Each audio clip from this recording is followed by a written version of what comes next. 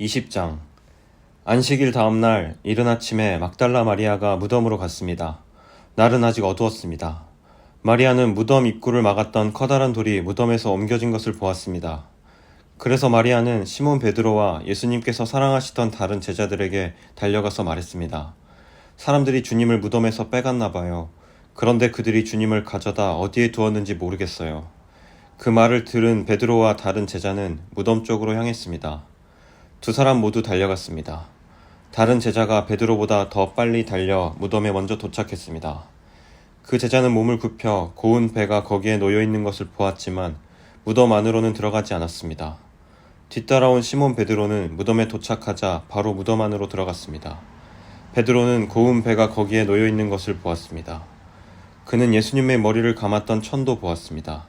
그 천은 고운 배와 겹쳐 있지 않고 조금 떨어진 곳에 잘 개켜져 있었습니다. 그제서야 무덤에 먼저 왔던 다른 제자도 무덤 안으로 들어와 보고 믿었습니다. 이때까지만 해도 제자들은 예수님께서 죽음에서 살아나야 한다는 성경 말씀을 깨닫지 못했습니다. 그리고서 두 제자는 자기 집으로 돌아갔습니다. 그러나 마리아는 무덤 밖에 서서 울고 있었습니다. 마리아는 울면서 몸을 굽혀 무덤 안을 들여다보았습니다. 마리아는 흰옷 입은 두 천사를 보았습니다. 두 천사는 예수님의 시신이 있던 곳에 앉아 있었습니다.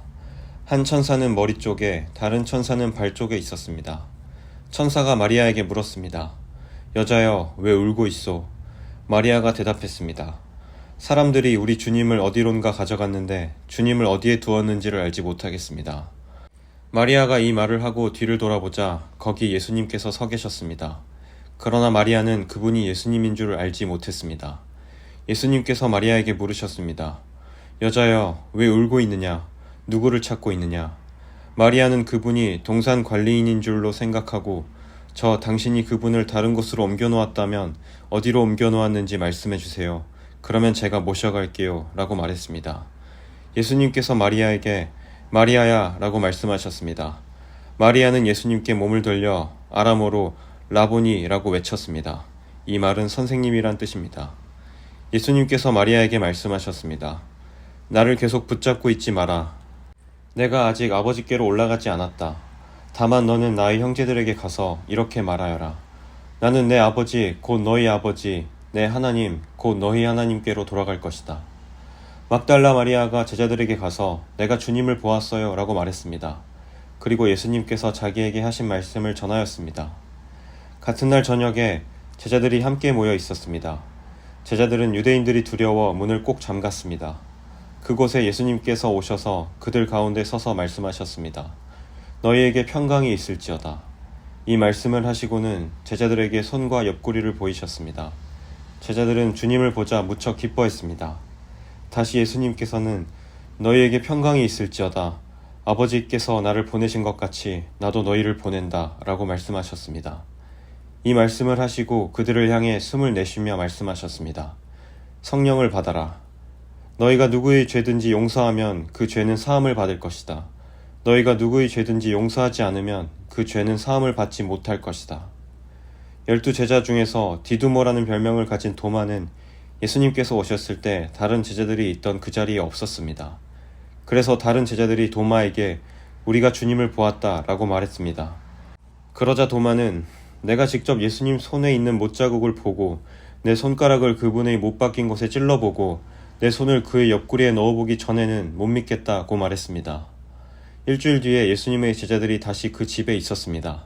이번에는 도마도 그들과 함께 있었습니다. 이때도 문은 잠겨 있었습니다. 예수님께서는 안으로 들어오셔서 그들 가운데 서서 말씀하셨습니다. 너희에게 평강이 있을지어다. 그리고는 도마에게 말씀하셨습니다. 내 손가락을 여기에 찔러보아라. 내 손을 보아라. 내 손을 내밀어 내 옆구리에 넣어보아라. 그리고 믿지 않는 자가 되지 말고 믿는 자가 되어라. 도마는 예수님께 나의 주님, 나의 하나님이라고 외쳤습니다. 예수님께서 도마에게 말씀하셨습니다. 너는 나를 보았기 때문에 믿느냐? 나를 보지 않고 믿는 사람은 복이 있다.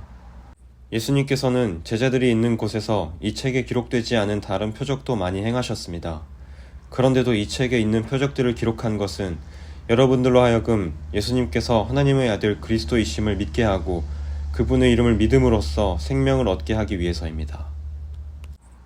21장. 이 일이 일어난 후 예수님께서 디베랴 호수에서 제자들에게 다시 자신을 나타내셨습니다. 시몬 베드로, 디도마라는 별명을 가진 도마, 갈릴리 가나 사람 나다나엘, 세베대의 두 아들, 그리고 다른 두 제자가 함께 있었습니다. 시몬 베드로가 다른 제자들에게 나는 물고기 잡으러 간다 라고 말했습니다. 다른 제자들이 우리도 너와 함께 가겠다 라고 말했습니다. 그래서 그들은 밖으로 나가서 배에 올라탔습니다. 그러나 그날 밤에는 한 마리도 잡지 못했습니다. 다음날 아침 일찍 예수님께서 호숫가에 서 계셨습니다. 그러나 제자들은 그분이 예수님이신 줄 알지 못했습니다. 예수님께서 그들에게 말씀하셨습니다. 친구들이여, 한 마리도 못 잡았느냐? 제자들이 대답했습니다. 네, 한 마리도 잡지 못했습니다. 예수님께서 말씀하셨습니다.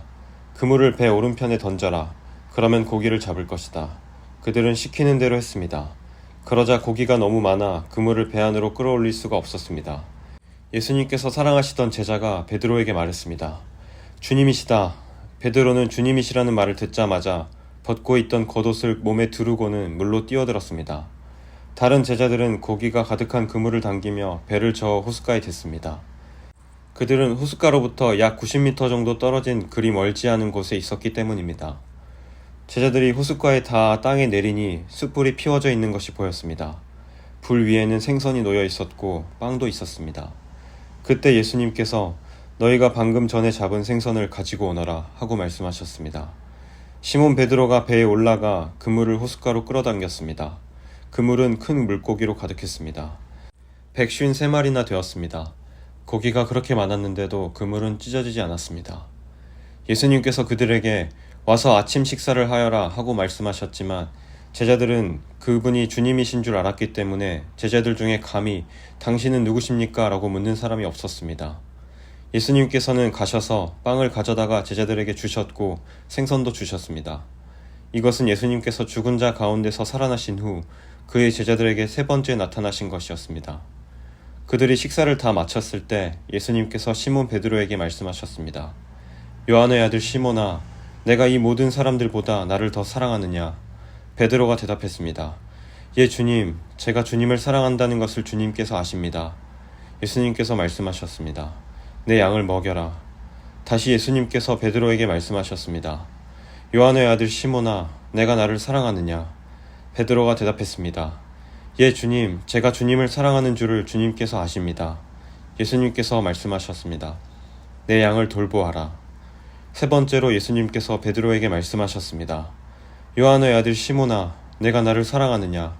예수님께서 자기에게 세 번씩이나 내가 나를 사랑하느냐고 물으셨기 때문에 베드로는 거의 울상이 되었습니다. 그리고는 예수님께 대답했습니다. 주님, 주님께서는 모든 것을 아십니다. 제가 주님을 사랑하는 것도 주님께서는 알고 계십니다. 예수님께서 베드로에게 말씀하셨습니다. 내 양을 먹여라. 내가 너에게 진리를 말한다. 내가 젊었을 때는 내 혼자 힘으로 옷도 입고 내가 원하는 곳으로 갔지만 나이가 들게 되면 내가 팔을 벌리겠고 다른 사람이 내게 옷을 입힐 것이며 다른 사람이 내가 원하지 않는 곳으로 너를 데려갈 것이다.